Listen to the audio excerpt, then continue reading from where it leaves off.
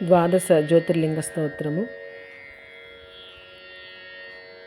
సౌరాష్ట్రే సోమనాథం చ శ్రీశైలే మల్లికార్జునం ఉజ్జయిన్యాం మహాకాళం ఓంకారే త్వమల్లేశ్వరం ప్రజ్వల్యాం వైద్యనాథం చ డాకిన్యాం భీమశంకరం సేతుబంధే తు రామేశం నాగేశం దారుకావనే వారణస్యాంతు విశ్వేశం త్ర్యంబకం గౌతమీతటే హిమాలయే తు కేదారం కృష్ణే సంచ విశాలకే ఏతాని జ్యోతిర్లింగాని సాయం ప్రాతః పఠేన్నరః సప్తజన్మకృతం పాపం స్మరణేన వినశ్యతి.